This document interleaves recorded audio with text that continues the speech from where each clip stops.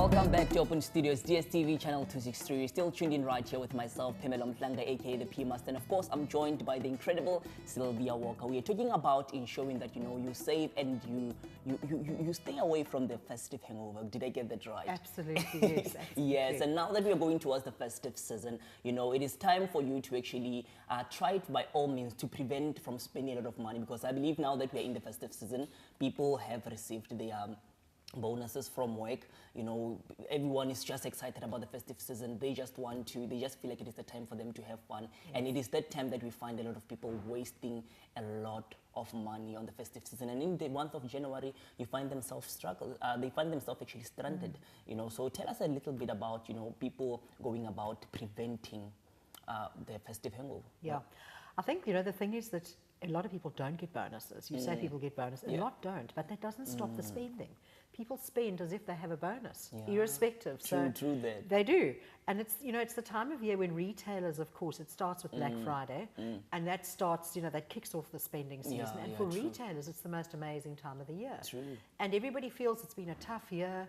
I need to spoil myself. I maybe need to go on holiday, or I need to spoil the family. And yes, it is just a spending frenzy. That's what it's all about. Yeah, true. If you've got the money, that's fantastic, but most people haven't got the money. Yeah. So they end up with this, apart from the fact that, of course, the January payday is a very long time away. So January is always the most dreadful month.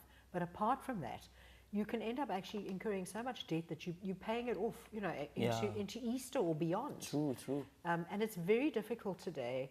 You actually have to have quite a lot of sense to say, I'm not going to get caught up in all this hype. Yeah. Because there's a lot of pressure. There's a lot of pressure from the retailers, from society, from your children. I mean, that's probably one of the biggest. It always fascinates me at Christmas time when you see people go into the shops with their children, into the toy shops. Yeah. And it's like the children just want. And it can create huge guilt as a parent. True. You whip out that card and you spend. It's actually about being focused. And I always say to people, ideally, you should be saving throughout the year. So you should be putting money away. Even if you think about going on holiday at the end of the year, a lot of people it's the go on holiday and pay back later kind of story. True. You should actually save up for those things. So that discipline should start in January and take you right through to the end of the year, so that you don't just spend right now. And as I say, we're going into this very expensive time. Now, I believe there's something, as you were saying, there are some people who actually do not get bonuses. We find that there's a lot of people actually, as we spoke about it a little bit earlier on, who are not doing the work that, they are very much passionate about, or they're just doing the work just for the sake of getting the money and for survival purposes. Now, to someone out there, who's currently not doing something that they're not passionate about, what is it that you think probably they could be doing wrong if they're still in the same position for a number of years?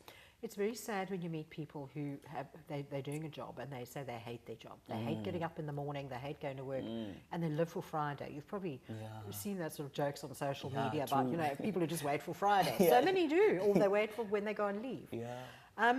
The thing I always say to people is that maybe what you're doing is not what your passion is, but you need to do what you're doing, obviously, because you need money to pay the bills.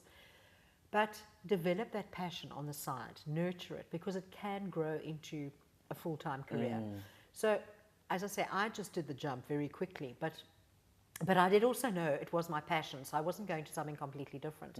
But develop that, maybe whatever it is, maybe it's designing clothing, maybe it's, I don't know, whatever, maybe it's being an electrician, maybe it's something completely different from what you're doing. Develop it till it reaches the point where, in fact, it can provide you with a good income, and then you can let go. So don't be despondent. There's lots of people that have to do the job to earn the salary. But develop it. Make the time. That's another thing. People always say, oh, I don't have time. I'm too busy. We do have time. If it's a priority, you will find the time and you will do it. You will find the time for it. Just like you just managed to leave the corporate world and go in and risk in doing your thing. That was a very much exciting thing that you did there. Now, tell us a little bit more, like you are passionate about helping women specifically. Why women specifically? Are you focusing on like encouraging women? Because I believe the next book they're going to be talking about, The Smart Woman, talks more about women and their wealth and ensuring that, they invest more. It's also about making sure that women make the right decisions. So why women? And there's no difference when it comes to looking after your money. There's no difference between men and women. The principles are the same. True. But the thing is that women often find themselves vulnerable because they don't make the right decisions. They sometimes leave things up to men to take care of, and I hate to say it, but it's true. It happens in many cases. It really so does. he will make the financial decisions, and I see that sometimes. I've got some clients who the woman earns really good money, and the husband far less. But guess who controls the money? He does. Yeah, true. So it's crazy situation, but it happens. So it's really about helping women make the right decisions, and it's about making the right decisions in their spending, in how they view their money, and then obviously in investing. But you can only invest if you've got money to invest. So a lot of the decisions we make, even simple things like how you get married, has major implications on your your financial situation, because divorce is a huge issue. You have children, will he pay child support? So when I talk to women, it's all about those kind of decisions. Make the right decisions so that you create a solid financial base for yourself. That's my key message. Make sure you are financially secure yourself. All right. Now, tell us before we go to an ad break about the common mistake that people make when it comes to their finances. They live for today. It's as simple as it is. I think everybody, not everybody, but many people, and men as well as women. And it's quite interesting because I look at it as a balance. You need to balance what you're living today, your expenses and your life today, with your needs of tomorrow.